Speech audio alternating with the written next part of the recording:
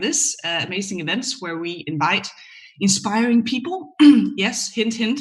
And now it's your turn to talk soon. And today is no exception, of course. We are so very happy to have Johan with us today, who's going to tell us a bit about how to build the most humane startup. Don't feel like you can't ask questions. Ask all the questions that you want. Put them in the commentary, and we'll make sure that Johan gets them at the end of the talk. That was all for me. Let's give. I'm gonna give like an applause to Johan. Take it away, Johan. Coffee here. Yes. Thank you so much, Signe. I'm thrilled to be here because being from Aarhus originally, it runs deep in my veins to talk about entrepreneurship, and especially in Aarhus, because I believe Aarhus is a fantastic place to start a company.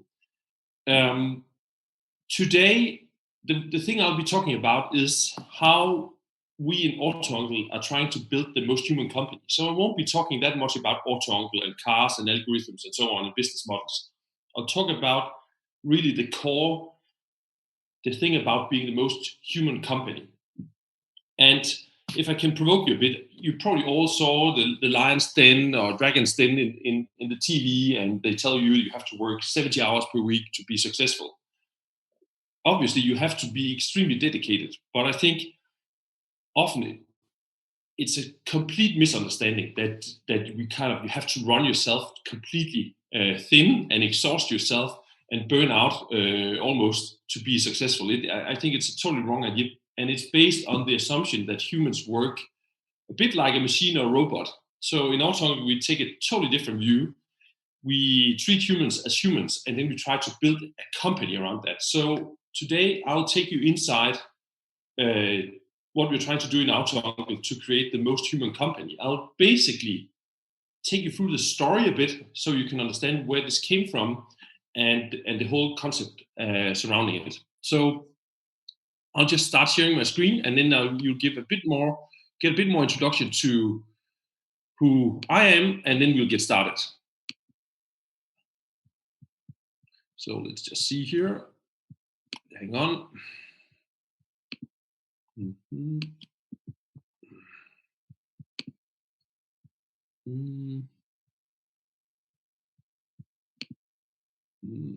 Sorry.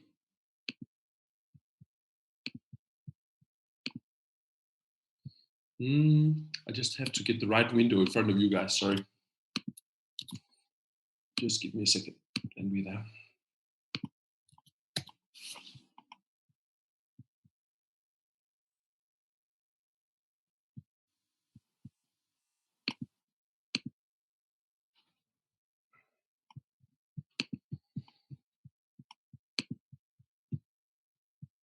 I think my computer has corona this morning. Sorry. Let's try again. There we go. That's much better. So, hello everyone. So I'm Johan, and I start always by saying that I'm a human because I think that's the most vital component. Of course, I'm also an entrepreneur, and I'm also a director and CEO. But first and foremost, I'm a human. I'm 41. I'm the father of 2 kids, Carl and Eva. I got those kids while building the company. I'm a vivid orienteering runner. I totally love old cars. And then I love building startups. And I'll take you through basically a very, very honest journey about AutoUncle and how we have tried to evolve into becoming the most human startup. So first, I want to take you through one of the key things that we do in the most human company. So let's start with the check-in. So this is one of the things we do in AutoUncle, typically towards the beginning of a meeting or to the beginning of a one-on-one, we do a check-in. And it's basically this traffic light system, red, yellow, green. And I'll give you a bit more of the concept afterwards. So I'll start you just to tell how I'm feeling today. So I'd say I'm not feeling green today, actually. I would say I'm rather more towards the yellow. I've had a lot of stuff going on at work and the private side, so I can actually sense, I'm not fully fueled today as I would normally be. So that's just how it is. one of the big advantages of recognizing where you are is if you can imagine in a meeting, how many of you have been in meetings where people sit like this, and you can sense, okay, they're probably a bit resistant, they're a bit against my ideas or whatever, and then you start thinking, oh, is it because I'm doing something wrong? Is it because they don't like my idea? And the beauty is, the moment we share, hey, I'm not totally fine today, you don't have to share a lot why it is, but say, hey, this is where you are. It evokes a sense of compassion in other people. So instead of they thinking, hey, you don't like my idea, they think, okay, the reason why he's like this, just, he had a bad morning. And then it's much easier for us to connect. So let me just take you a bit further into this concept. What I call it, we have developed this to call it human check-in. So the basic idea is this 3 colors, green, yellow, red. You can say if we start in the red zone, that's what I call the amygdala hijack. So that's like the fear center of our brains.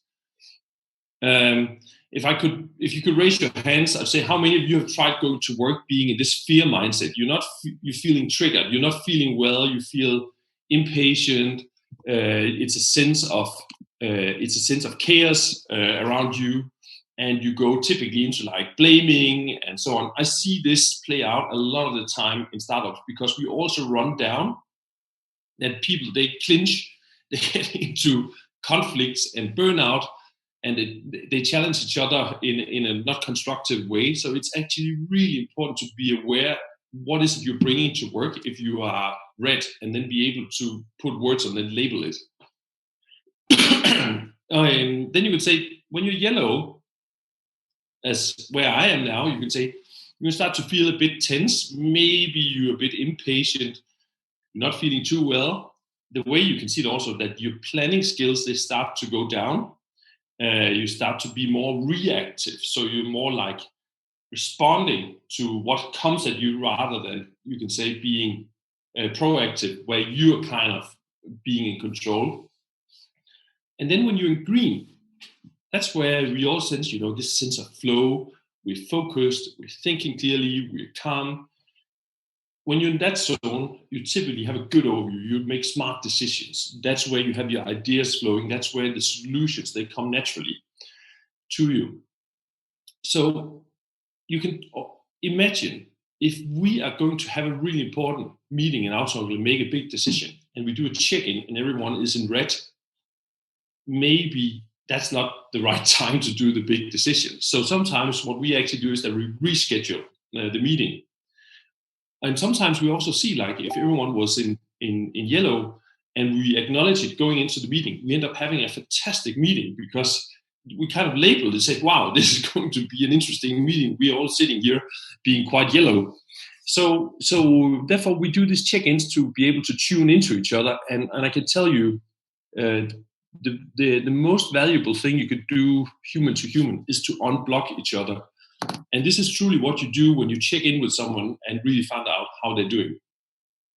So that was already giving you a bit of like something you can start using tomorrow if you want in your own team and unlock the power of this human check-in.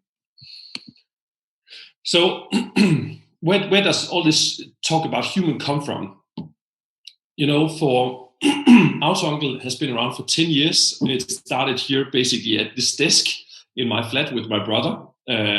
We got super fast traction, and then we got some of the giants, eBay and other companies chasing us with lawsuits, and it was actually exactly like, like this fight for 7 years, incredibly tough.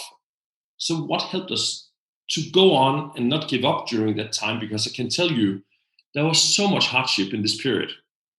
So probably, in startups, you often say, it's the vision, it's the vision that keeps you driving forward. And that's totally true, but can the vision alone do it?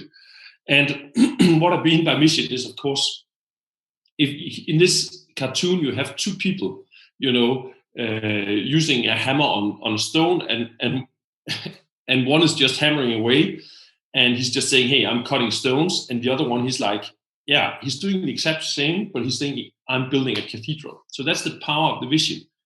But is that alone? And that's often, what people think. If you just have a strong vision, you can go through anything. I think it's a component, but I don't think it's everything. So, and that's because in a startup, the reality is that most of the time we don't know if, when, how we're going to succeed, because most of the time the horizon is just totally foggy. We operate in an environment where we don't know what will be working, and therefore you're not running on a straight line. So there will be a lot of reasons why you will get a lot of rumination, a lot of worries, and it will be tough to actually keep staying productive. So how did we respond in AutoUncle to this? I think we did exactly the same like everyone else. What do you do when you're faced with a challenge? When I say we tried solving the problem by operating more like a machine, what I mean by that is saying we just threw more hours at it, more energy, more effort. Because if it's a machine, if you increase input, you typically can increase output. And often we make the failure of thinking, okay, we can do the same as humans, So if I have a problem, let's just throw more hours at it. Let's just throw more energy at it. And then hopefully we can solve the problem. But do you know what? Do you know what happens if you treat yourself like a machine? I'll tell you. Anxiety, stress, and breakdown. And I can tell you why I know this. That's because that's there.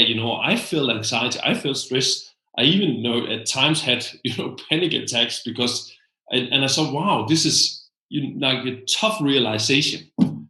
Seeing this idea of just throwing more power at it, that's actually not good for a human, because you don't operate like a machine. So you need to find a different way, because we have to remember, when you read about amazing startup stories in the news, it sounds like, wow, this was an overnight success. So you think you could just make it happen like this. Today in AutoUncle, we are 75 people. We're active in 14 countries. We have an annual revenue plus 6 million euro. So we're doing exceptionally well.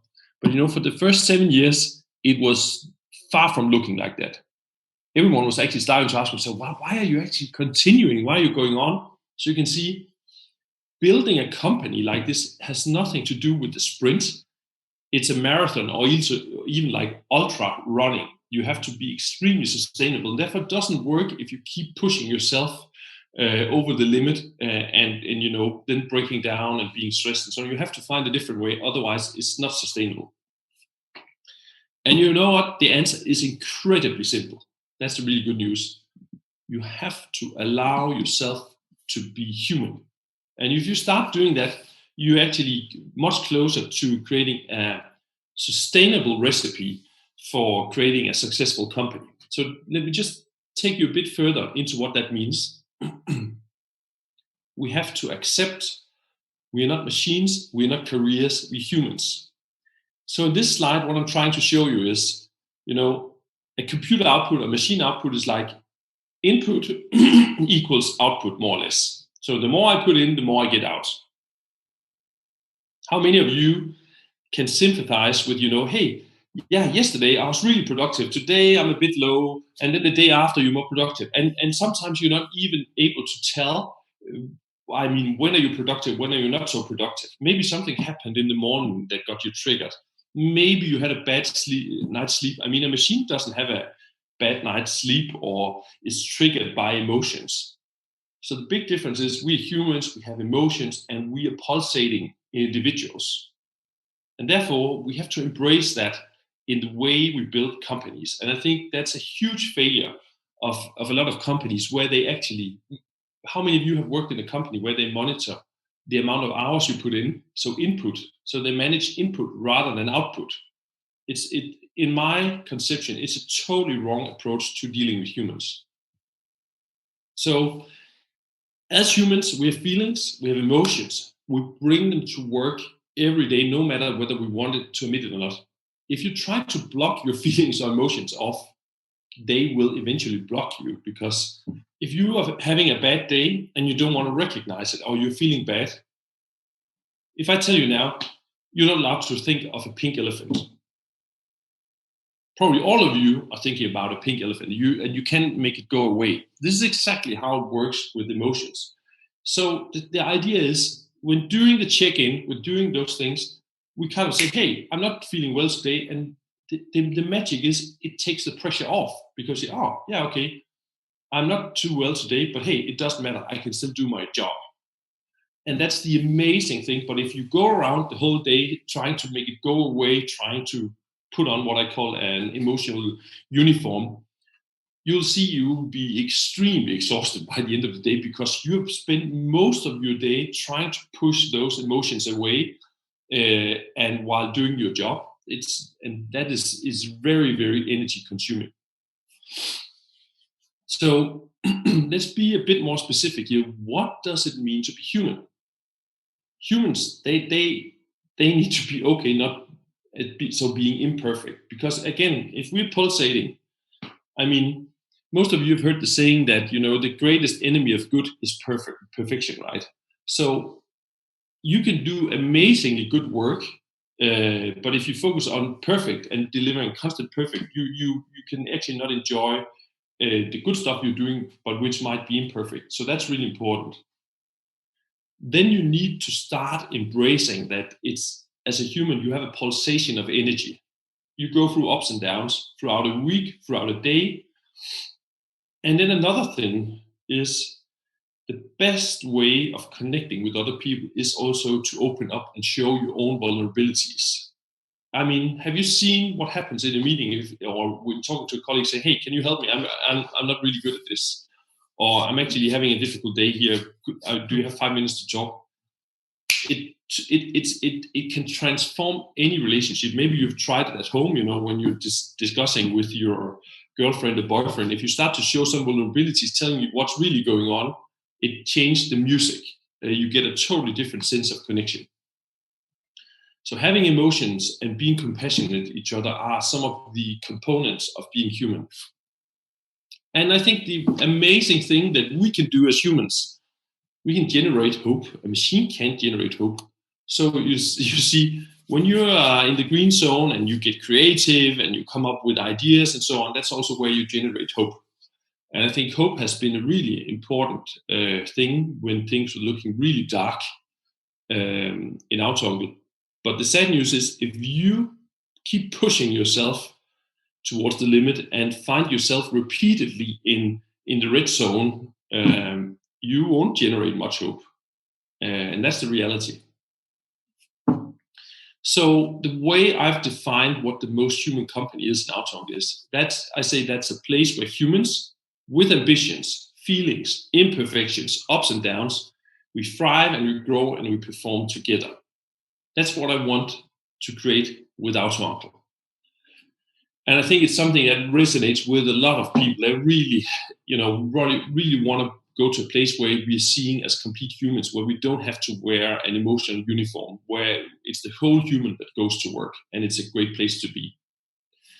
And now I just want to contrast a bit to help you understand. So what is it that traditional company does that the human company doesn't do? So you can say the traditional company, what they do is they manage time. What we do in AutoUncle is, especially when you're in a leadership role like me, try to help people manage their energy, because that's really what it's all about. In the traditional company, you really try to avoid stress. In the most human company, you seek challenges and stretch, because there's nothing wrong with pushing yourself to the limits and finding out you can grow. I think we're all looking for that. And then there's a profound different view on how you see downtime, so time off or resting time. In traditional companies, say, "Oh, that's waste." We know humans, they need to regenerate. So downtime is actually really productive time. I think, I get so happy when employees, they tell me, they took an additional day off and then they went hiking or whatever, they detached completely, that they needed that, and they went home early one day because they could see they're starting to clog up and be to just mentally cook over, or whatever you say there. That really helps. And then you can say in the traditional company, it's very transactional: salary, rewards, and fuels performance. And in the most human company, it's really the purpose and hope that fuels performance, and our ability to connect with each other with great colleagues. And in the traditional company, you say often you try to avoid and hide feelings. Say, hey, no, I'm fine today. Don't worry, I'm good. And the whole thing might be burning at home, but you don't want to share it with anyone because you try to keep this like facade or straight face. We don't believe in that in the most human company. We believe that we go to work as whole humans. And I want to say, for me, it's not like I want people to like don't have a private life. I really think it's important when you go home at 4 or 5, you stop working. So for me, the idea is not that I want kind of people's private life and work life to meld into one. Not at all. I think it's really important to keep that separate for you to rest, recharge, and regenerate your energy. And then I want to say, don't misunderstand this, because most human company doesn't mean most human family. So you can say, yeah, the most human company, we measure our business results. We have very ambitious goals. And if people don't fit or people can't, live up and commit to or do what they've committed to, of course, we also let people go. I mean, we're trying to build a company here. It's not a family. So how can you tell that we're human? We can tell it in the way we do our one-on-ones with people. The focus we have, when leaders, they talk to the employees, what is the focus? The focus is developing the whole human. We do the check-ins, but we really look at the whole human. I can tell you the way we set goals with OKRs, that's a goal-setting system developed by Google. I think it's exceptionally important to have very clear goals. Most humans, they actually don't operate well if you have too much like interpretation space to find out like what is it really we are trying to do. Clarity is exceptionally important. Talk about, and we try to label our emotions in check-ins because we all bring them to work. So you're better off recognizing it than trying to hide it. We help in unblocking each other. So like, if we sense something is not working out with a colleague, we're not afraid to dive into it. And we have a safe way of doing it using the language of the check-ins. When, in terms of work hours, people go home at 4, 5, depending on when they get in the morning. We don't send each other a lot of emails in the evening and stuff like this. When we have holidays, I try to really enforce that everyone is taking holiday at the same time, so you get real rest, because you can't get rest if someone is still working and they're sending you emails while you're trying to have a holiday. And then we measure outcome, not input. And I can also tell you, during Corona time here, we made it a company objective to get through in a good mental health. So actually relaxing some of the business goals, because it didn't make sense to, when you can't control the environment, so to have very, very hard-nailed business goals. And in the end, it's really, what is the company without its people? It's nothing. So when it's crisis time, it's really important for me to say you should deal with people, products, and profits in that order. So it's always the people first. Yeah, and of course we use the check-in. So the way I see it is, in AutoUncle, there is the cultural vision, you can say, of becoming the most human company, a wonderful place for humans to work. And then on the other axis, we have the business vision of becoming the most used platform for making hassle-free deals happen. And what I see, those two things needs to go hand in hand.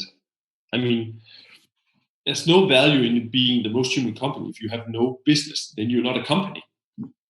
But there's no value in either chasing a business vision blindfolded and ending up creating a crappy workplace. So for me, it's really essential that the business part and the cultural part, they go hand in hand. And now I can just show you a few things on, like, they'll probably tell you that this is working. So in AutoUncle, we're measuring employee engagement using Peakon. They were actually just sold recently for a huge sum, but we use that tool. It's a good tool for measuring employee engagement. So we have a score of 9.3 that puts us in the top 5 category among all technology companies worldwide. So you can see that's quite remarkable, and the people working at Peakon were quite impressed. So on like the employee engagement side, you can really see how this pays off. So if we look at the business results, I'll show you AutoUncle's annual revenue over last year. So we have had roughly 100% growth in annual revenue every year. So really like on a path to become the next unicorn.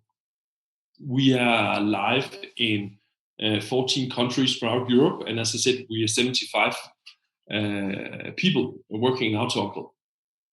We are Facebook's official global valuation partner. So when you go and search for cars on Facebook Marketplace in Germany and UK, it's the AutoUncle price valuation that Facebook used to guide its users. So I hope you can see there are a lot of areas where things are working out. So it's my deep desire and passion to build an incredibly successful business while building an amazing company to work in, and a company that's really human, and be a role model for other companies, showing that you can be incredibly successful by treating humans as humans. And that means now the clock is 9 exactly, and that means that I'll end my presentation, hand over the presentation back so we can have some questions. Yes, and we actually have a couple of questions for you, Johan. It might have been asked before, you just show how satisfied all your employees are, but is it your impression that your employees are more satisfied and stay with you longer? Like, how long does an average employee stay with AutoUncle? The stats are quite biased because we have added 30 people just the last year. so but I can tell you, we have a lot of those who are with us in the beginning. They're still around. Yeah. So I think that's a great testimonial to that. I think it's a very, very few people who have actually decided to resign. But I also think, but of course we make hiring mistakes and realize that we got the wrong person in the wrong seat. And then it's also really important not to keep that going too long, because in the end, I see it's really important for me that the people who work in AutoUncle, they can be successful. So if we realize they cannot be successful in a role, it's important we act fast. I can't imagine something else that's worse than having someone where it's like a traffic accident in slow motion you're creating. You have to get in and act once you realize it's not working out. Now there's been a lot of talk about the 17 sustainable development goals. Does this fuel your process, or did you already do these check-ins before that? Like, when did the check-in appear, and were they inspired by the goals, or what came? I would say it's something that I think we learned it out of hardship, and we were doing it without being super clear to us. This is actually one of the recipes for success. This is actually why it's working. But we realized, it started that we did it among the founders because there was so much pressure on us all the time. When we were in lawsuits, we found out it was really helpful for us to be able to go on to have these quite close emotional check-ins. And then at some point we thought, hey, why are we not doing that even on a wider basis in the company? And then we started doing it. We started to invest a bit more, like what is really important when you're doing a check-in for this to work, and that's how it developed. Okay. And have you how many years ago did it start? Was it all the way back to the eBay? Was that when? I think probably it's it would be better to ask some of the people around me. But I think I have always this thing about really caring about how you feel and what's going on. I think that runs really deep. It's always been something I've been deeply interested in.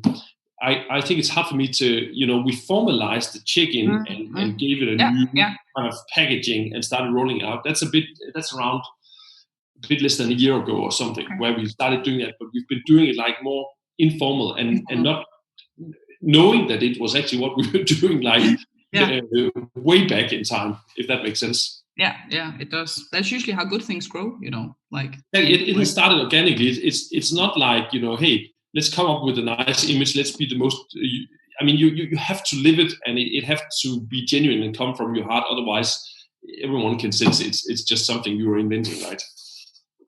I have a question from Emil. He says, great presentation. How do you perceive purpose and how do you work towards a common purpose in AutoUncle? So you can say that so as said, I think that it's really important to say that it's a dual thing. So you have the purpose can be the business vision that we want to be the most used platform for creating hassle-free deals. So basically making it easy for humans to find the next good car deal. But at the same time, we also know, for a lot of people, that's like very far into the horizon once we will have that position, right? Even though things are going really good for us.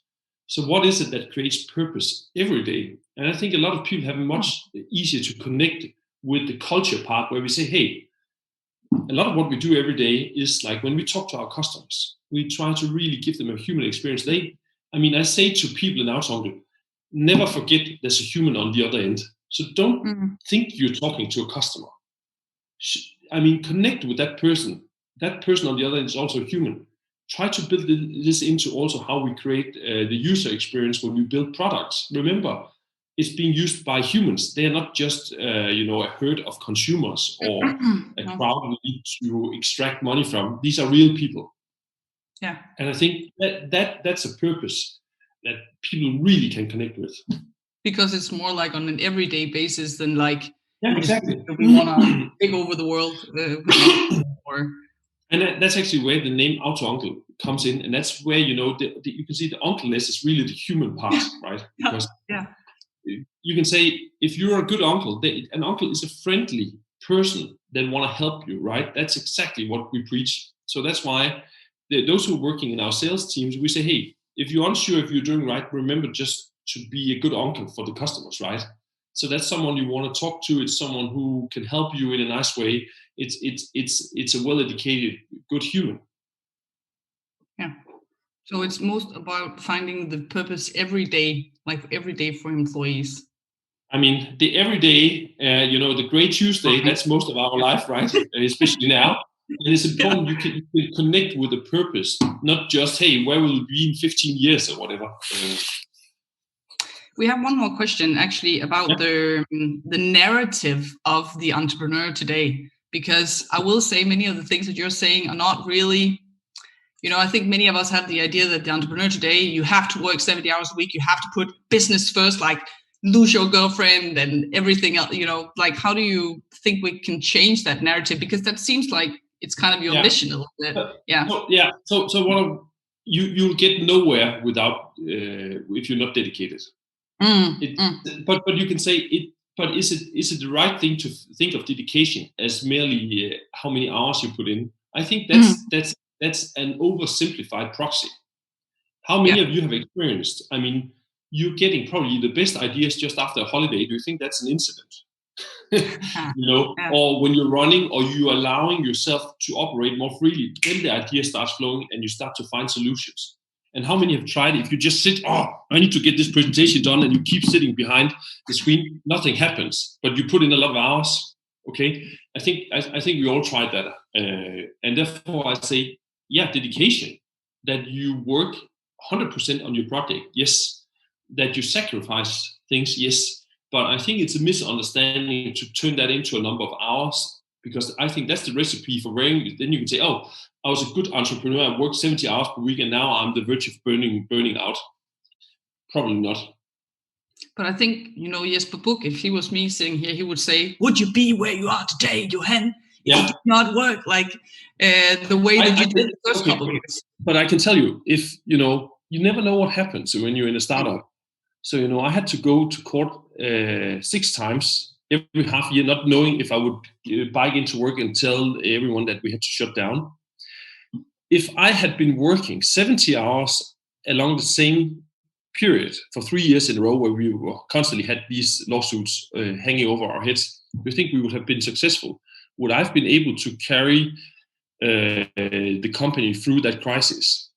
Probably not. I would have been totally fed up, right? And have wanted to leave. So I think, I can tell you the best CEOs is those who don't quit. So if you set yourself up on a track where you end up quitting, you're not a good CEO. No. So you need to take care of yourself in that way. We have just one question came in here. Do you pick up on the emotional check-in if people express that they're not feeling well and are in the red box a lot of the time?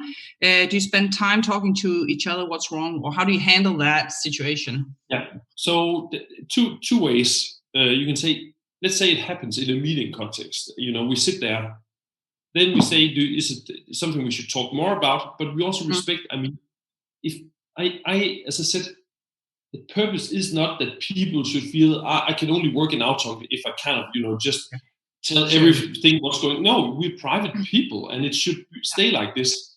But if people actually, you sense they're actually happy that someone want to listen, then we do that. But we don't try to have people coming out with their heart if they don't feel like it. We do also, when we have the leaders have one-on-one, we're really going into so what's really going on? How are you really doing? And then people have a one-to-one setting where they can talk about it. But in the end, we respect how open you want to be, and AutoUncle be incredibly successful having people who are totally closed and don't want to share anything. But as long as they want to share, hey, I'm yellow this morning, it's kind of just a flag here, hey. So don't act strangely if I'm not super keen, excited, jumping on your ideas, then you know why. Okay, cool. I think that was, as far as I can see, the last question. I don't know about you guys out there. I'm feeling pretty green now, which is actually not usually how I feel during these Corona mornings. Sometimes it can be really hard to come and sit in front of your computer and be completely pumped. And I want to, and see, maybe on a final remark that I didn't mention is the purpose is not that we're green all the time. It doesn't matter. No.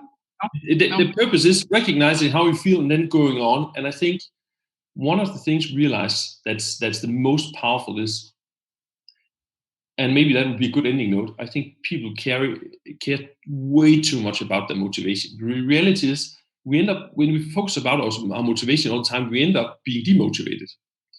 You can do everything in the world without being motivated, and follow every plan without being motivated. And that's really the power, but it can be good to recognize that's how it is, and then you just move on. Okay, how do I just really actually don't want to say anything. I just want to leave that and then say goodbye, but I have to say shit, because we have other things coming up. But I'm just going to give you an applause here, Johan. Thank you very much. There's a lot of commentary saying thank you for a very inspirational, very honest story. Thank you very much. I will say we're going to do this again in a couple of weeks. We're going to have Kasper from Lix telling you how it was to be a unicorn and go bankrupt and go back again and starting all over. That's going to be a pretty personal story, I think so as well. And actually tomorrow we have a meet and match. So if anybody out there is looking for an internship with a startup, can we agree, Johan, being an intern with a startup is the greatest thing that you can do? I think maybe there would be someone from AutoUncle. So if you want to try working in the most human company, I mean, that could be an opening for you. Best marketing pitch. I'm not going to say anything more. Check all our events out there here on Facebook, and have an awesome day, people. See you. Hey.